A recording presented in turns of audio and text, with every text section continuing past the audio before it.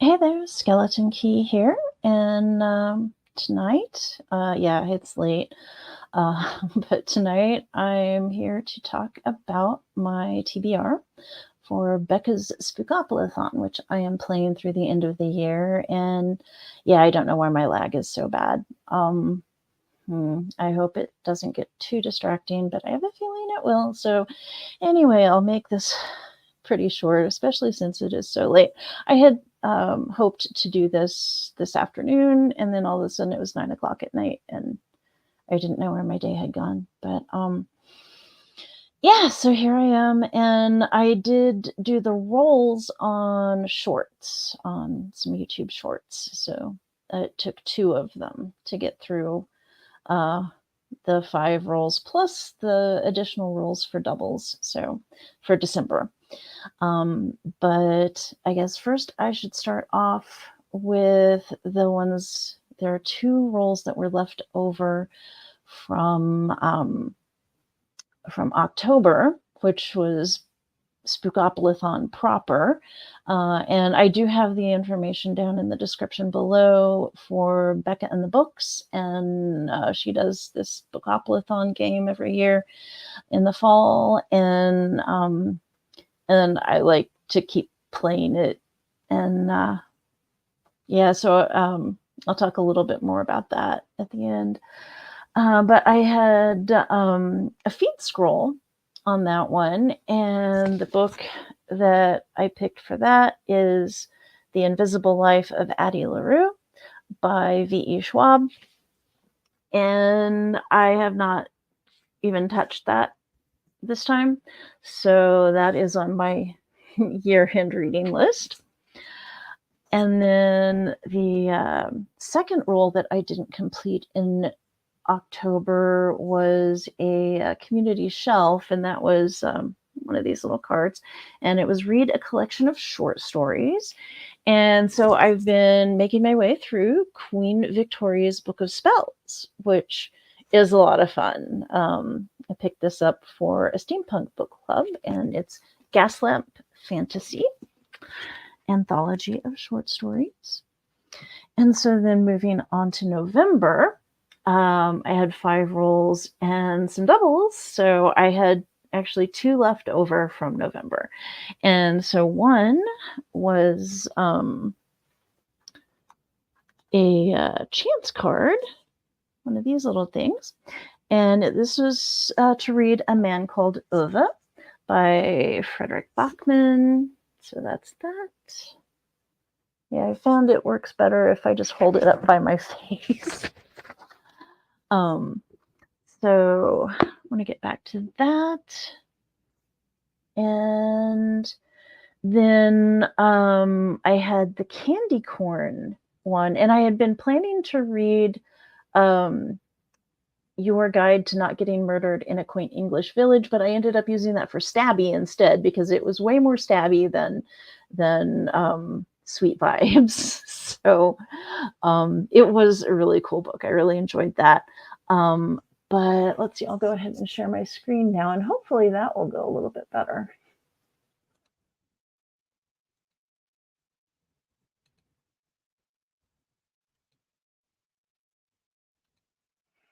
So I ended up going with what I had originally planned, and that was Bookshops and Bone Dust. And I have just recently finished that earlier this month. So I listened to that. Travis Baldry, the author, narrates it himself. It's great. I loved it. I gave it 5 stars. Does it show up? But anyway, that's yeah, that was wonderful. So that was my candy corn. And so that takes us into my rolls for December. And I thought I had it. Yes, I do have things written down. Yay. So the first roll landed on Mary Shelley, and I misspoke in the little short where I said that it was Gothic. No, that's to read science fiction, sci-fi, or something with sci-fi elements. And so I just the other day listened to The Scourge Between Stars by Ness Brown, and that is space opera. So I also use that for my space opera that I'm continuing, trying to finish up another mission on that and that game from Space Opera September. I am at this point, I actually was kind of lukewarm on it, but I have a feeling that might change once I discuss it with Strange Worlds, my science fiction book club. A lot of times that happens is we'll discuss it and then I adjust my rating. It was, and especially I looked up the author, and they seem like a really cool person. So even if I end up not liking this one, I will definitely try something else. This was a debut novella, I think, and yeah, it was pretty short. And I will definitely try something else from them in the future. Ness Brown was the author on that. Oh, I guess I could show you a picture of it since I have this up.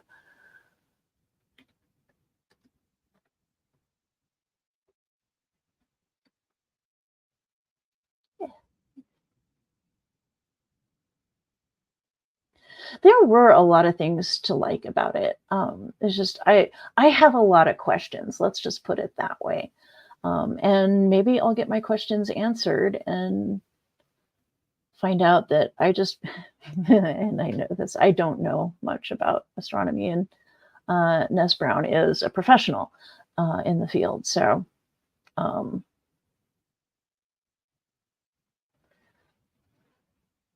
okay, so then the second role got me Becca-Rec, and that's I have kept a running list of books that Becca has recommended that sound interesting to me. And one that's been on my list for a while, and I keep getting interrupted every time I try to go back to it to finish it. I get interrupted, and that is Jade City by Fonda Lee.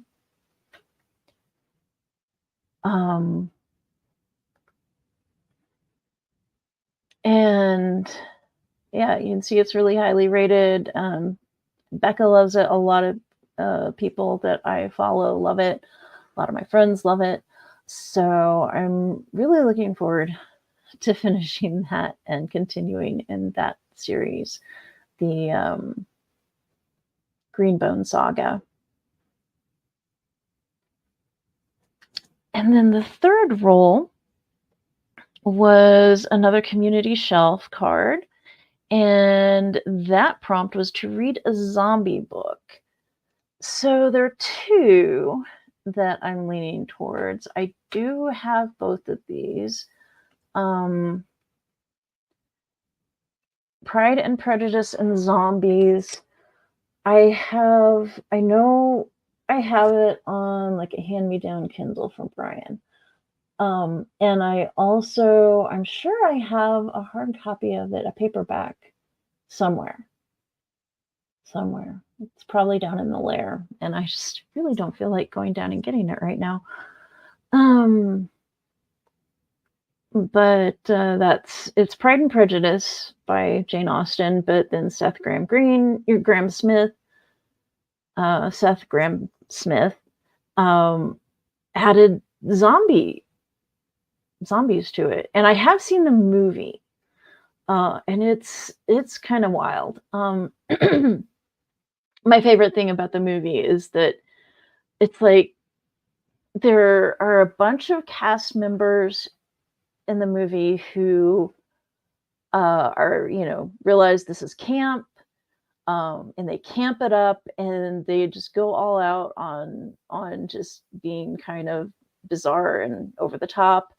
And then there are a bunch of cast members who it's like they didn't realize that this wasn't just a standard historical costume drama. So but that juxtaposition of those actors just playing off of each other, and I love that. I thought that was brilliant. I don't know if that was intentional, but I loved it. Let's see. And then the other one that I'm also thinking is Bodacious Creed, a steampunk zombie western. And this is another pick for the steampunk book club that I'm in. And I don't know, for some reason, just where it falls in the month, I never have time to get to the books. So yeah, this will be nice to get to this one. Steampunk zombie western. See? So then we had another community shelf. Read a book with a musical instrument in the title or on the cover. And I was surprised at how few of these I have, but let's see. Stop sharing for a little bit. This is Coffin's Got the Dead Guy on the Inside, and that's by Keith Snyder. And the title is the punchline to a joke up here at the top. It says, "What's the difference between a coffin and a cello?" Coffin's Got the Dead Guy on the Inside. And this is the second in a series. I have read the first one, which was Show Control, and I was just checking, and there are more in the series now. When I got this, these two, the Show Control and this one, were the only ones out. And I met Keith, I'm wanting to say at BoucherCon back in 01. So I've had this a while. So if TBR veteran ever pops up again. But I actually should get through this month. So yay. And then next was another feed scroll. So let's see what my Goodreads feed scroll has in store for me tonight.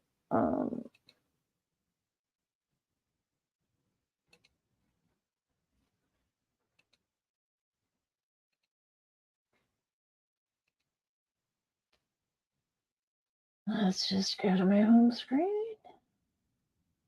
And so basically I scroll through until I find something that I haven't read. I mean, if I have read it and want to reread it, that's one thing. That I have reasonably easy access to or already own. And then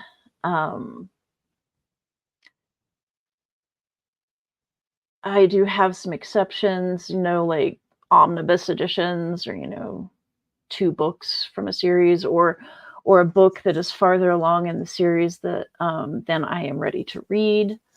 So things like that, I'm gonna bow out on and skip over. Let's see. I do not have that. So challenges. Let us descend. I do not have that. I've been seeing a lot of buzz, but I don't really know anything about it. I have not read anything by that author yet. So, The Foundling by Elizabeth J. Brown. I do not have that. Caitlin has made some progress on The Skirt Between Stars. Her Damaged Seal. Don't have that. Don't have Grumpy Baby Daddy. Do not want to read that. The Talk. Don't have that. The Lost War, do not have that. Think of England. KJ Charles, I can't remember if I have anything by KJ Charles. Sounds familiar, like I do. Kushiel's Avatar, do not have that. And I DNF'd the first book in that series.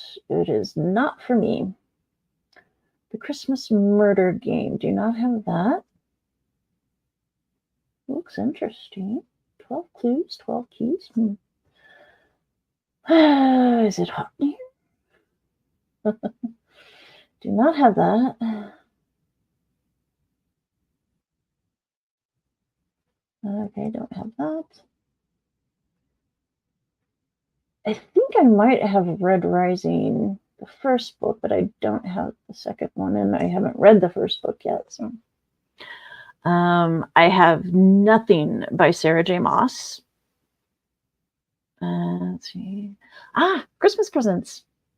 I have that, and it's actually already on my TBR for December because that is a book club pick.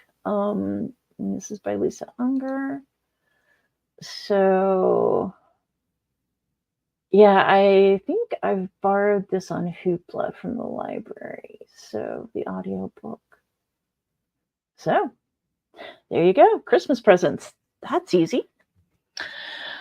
All right, and so next, my next roll, I hit another Mary Shelley, or I hit Mary Shelley square again, and so I need another sci-fi, and I have not read it yet, but something that I have already borrowed is The Transfection Machine by Ed Hoke. And it's the first Carl Crater Mysteries, and it's 176 pages. So if you know Ed Hoke, his stuff, he writes short stories. He is really well known for short fiction, short mystery fiction. And this is a science fiction mystery. When did this come out? 1973. Oh, fun.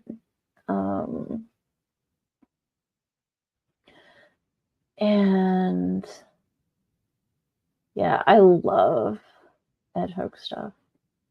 I have several collections of just Ed Hoke stories. But yeah, it'll be interesting. Yeah, he said I met him at, I think, that same Boucher con that I met Keith Snyder at. But I met him, and I remember him talking about every now and then he would try to write a novel, and it just, he did it, and I'm sure he did fine. I guess I'll find out. But he compared to a short story, which, he could probably crank those out in an hour or two, it took him a whole month to write a novel. So, yeah, he would have loved NaNoWriMo. All right, so that was my 6th roll. I ended up with yet another one, another roll. I had 2 doubles. So the last one was Toffee Apple, and that is a book that is a sticky book, so a book that is hard to put down. So I won't really know for sure until I actually, let's see, I'm going to stop sharing.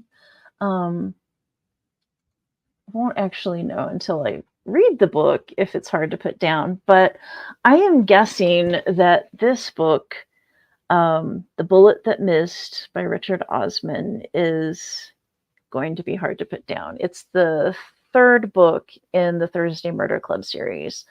I have really loved both of the first 2. I have heard that this is not the best in the series, that the 1st, 2nd, and 4th books are better than this one, that this is probably the weakest entry so far. But, the bar is up there. So it's, it could be worse. It could be the worst of all 4 of those books and still be really dang good. I love these characters, and, yeah. And I guess I'm doing this continuation on my own, so I guess I'd get to make up my own rules for it. But I'm also I'm playing last year's board. I'm doing Roll As You Go. with last year's board, and I do that every year. I take last year's board and I just do rule as you go. And I think this is rule number 10 was to read my most recent purchase. And at the time, it was this. I bought this at the little used bookstore that is inside the Old Town Library. So I'm going to count it for both, assuming it is hard to put down. I expect it will be, but that is it. I was also hoping to get to my Christie's Missing Readathon list of books, but it's late and I still have stuff to do. So I'm going to end it here with that. And yeah, and again, I'm sorry about the lag. I don't know why. It's like I'm looking at my networks and it's just going up and down like crazy, and it doesn't normally do that. And actually, let me see if this affects it. Let me turn that off. No, still have, well, no, still have lag. Yeah, so I don't know what's causing it. But anyway, I hope you've enjoyed this little discussion of Spookopolython books. And yeah, if you played Spookopolython and or are still playing it, let me know what books you ended up reading. And also, if you have any other suggestions for like zombie books in case something happens and I don't finish those, if you've got like short books that I can like sneak in at the very, like, on New Year's Eve. I guess most people go out and party and everything, but no, my idea of partying is sitting quietly and reading a book. So yeah, but let me know if you have any ideas for that. And thank you for watching, and see you around.